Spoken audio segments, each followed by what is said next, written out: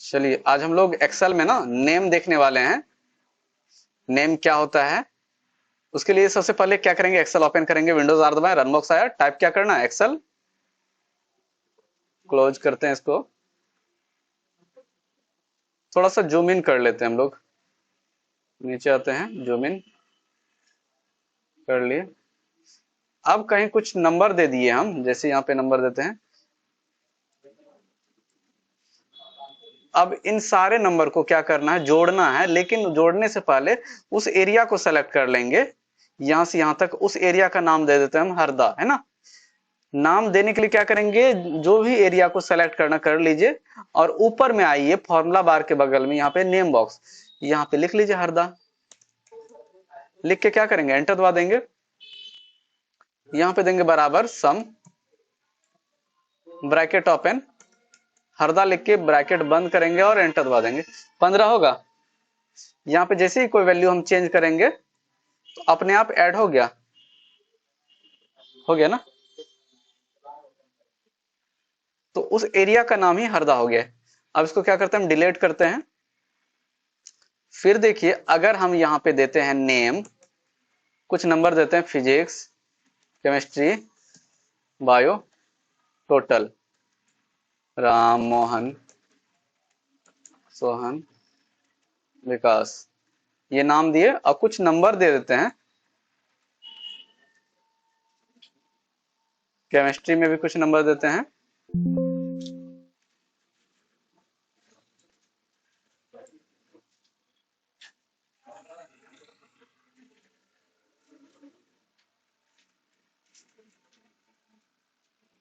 चलिए डाटा तैयार हो गया। अब हम चाह रहे हैं एरिया सेलेक्ट ना करें, सम लिखने के बाद जैसे नाम लिखे तो उसका नाम का जो आगे नंबर है वो जुड़ जाए। तो क्रिएट फ्रॉम सिलेक्शन करना पड़ेगा, ये नेम में ही आता है।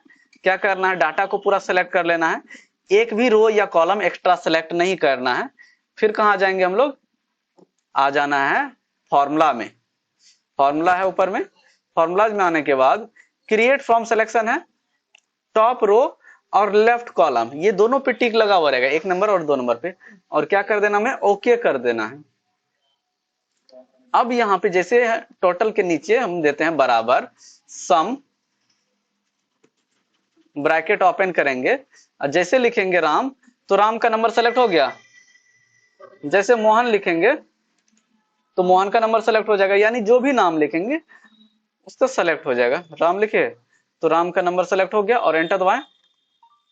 145 किसका है, राम का है ना। अब क्लिक करके ड्रैग कर रहे हैं तो यहाँ पे डाटा सीरीज काम नहीं करेगा क्योंकि नेम क्रिएट किए हैं। अब इसको हटाएंगे कैसे, जो नेम क्रिएट किए हैं, तो फिर से अपने सारे डाटा को सेलेक्ट कर लीजिए। कहाँ जाना, हमें फॉर्मूला में आना है, उसके बाद फिर कहाँ जाना है, नेम मैनेजर में आना है और इन सभी डाटा को सेलेक्ट कर लेंगे और डिलीट बटन दबा देंगे और यस, और फिर क्लोज करते हैं। अब देखिए यहाँ से फॉर्मूला हट गया। अब सम लिख के राम लिखे हैं तो ये काम नहीं किया। अब सम लिख के क्या करना पड़ेगा, अब हमें रेंज सेलेक्ट करना पड़ेगा। अब जो रेंज लिए, अब ड्रैग करेंगे, डाटा सीरीज करेंगे तो सबका एक ही बार में निकल जाएगा। देखिए निकल गया सबका। तो ये था हमारा क्या, नेम, है ना। गोल सीक में क्या होता है जानते हैं। गोल सीक का अर्थ क्या होता है, टारगेट वैल्यू को प्राप्त करना। गोल का अर्थ होता है टारगेट और सीक का होता है मतलब प्राप्त करना, यानी अपने टारगेट वैल्यू को अचीव करना। जैसे एक डाटा बना लेते हैं हम, इसको पहले हटाते हैं और एक नया सीट ले लेते हैं और यहाँ पे कर्सर हटाना था, जूम इन कर लेते हैं थोड़ा सा। यहाँ पे जैसे देते हैं आइटम नेम, थोड़ा सा चौड़ाई बढ़ा लेते हैं इस वाले कॉलम का जहां पे आइटम नेम लिखे हैं। क्वांटिटी देते हैं, क्वांटिटी का अर्थ क्या होता है, मात्रा। रेट का अर्थ दर। अमाउंट का हिंदी क्या होता है, मूल्य, है ना। जैसे पेट्रोल लिखते हैं, क्वांटिटी दे दिए हम 1 लीटर। रेट जो देंगे, रेट यहाँ पे लिख दीजिए 105 रुपया लीटर, सपोज 105 रुपया लीटर है, जो भी हो।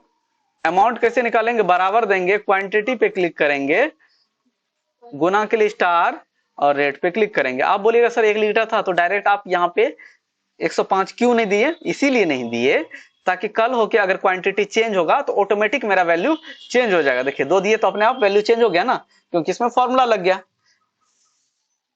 अब यहाँ अमाउंट आ गया। अब कोई बोलेगा कि हम 700 रुपया का तेल लेंगे तो कितना क्वांटिटी मिलेगा? ये हमारा टारगेट वैल्यू क्या हो गया? 700 ना। अमाउंट पे क्लिक करना है, गोल से के लिए कहां जाना है? डाटा में जाना है। डाटा में जाने के बाद वाटरफ एनालिसिस में जाएंगे, फिर कहां जाना है? गोल सिक में जाना है। यहां सेट सेल में कोई चेंजिंग नहीं करना। क्यों नहीं करना है? क्योंकि ऑलरेडी हमारा जो D2 है यानी जो अमाउंट है वो वैल्यू सेलेक्ट था, उसी के जगह टू वैल्यू यानी टारगेट वैल्यू क्या रहेगा? 700 ना। बाय चेंज किसमें चेंज करना चाहते हैं आप? बाय चेंज में आएंगे और क्वांटिटी जानना चाहते हैं ना, क्वांटिटी पे क्लिक करेंगे और क्या कर देंगे? ओके, फिर ओके। तो देखिए 700 में कितना मिलेगा? 6 लीटर 66 मिलीलीटर, है ना। तो इस तरीके से हम लोग अपना टारगेट वैल्यू निकाल सकते हैं।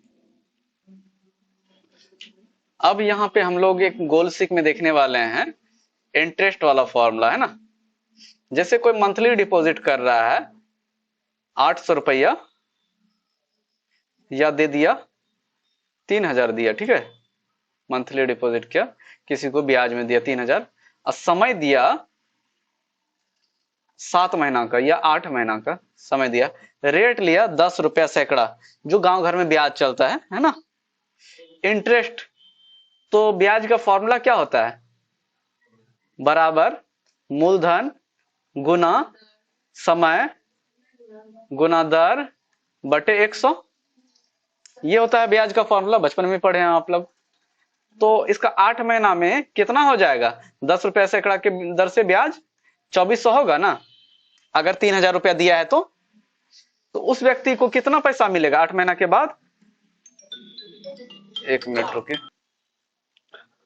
अब उस व्यक्ति को टोटल पैसा कितना पे करना पड़ेगा?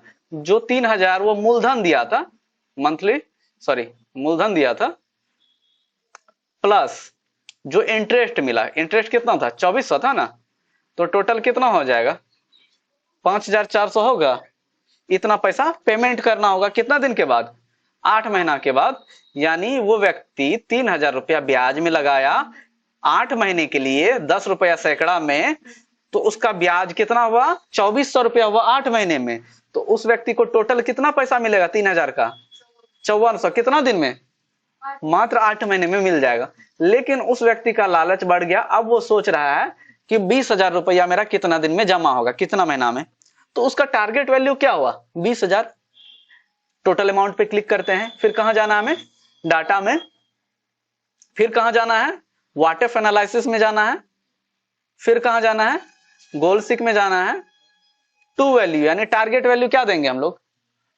टारगेट वैल्यू दे देंगे कितना? 20,000। उसको चाह रहा ना, दाई सैकड़ा, हजार, 10,000। बाय चेंज किसमें चेंज करना चाहते हैं? टाइम में ना।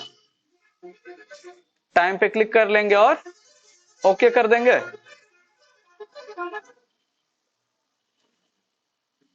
तो देखिए कितना दिन टाइम लगेगा उसको? 56 महीना लगेगा वो 20,000 रुपया बनने में, वो जो 3000 रुपया दिया था, है ना।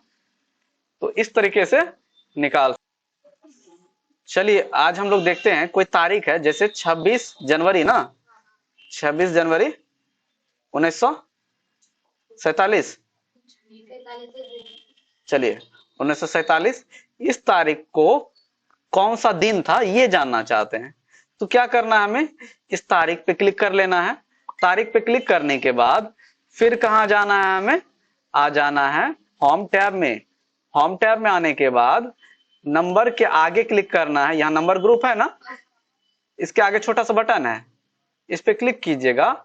डेट में आइएगा। डेट में आने के बाद आपको नीचे है कस्टम, है ना, कस्टम पे आइएगा और यहाँ जो DD MM YY है ना, ये सब हटा के आपको 4 गो डी दे देना है और ओके कर दीजिएगा। तो वो कौन सा दिन था? संडे था, है ना। उस दिन संडे पड़ रहा था। आप चेक भी कर सकते हैं कैलेंडर में जाके। चलिए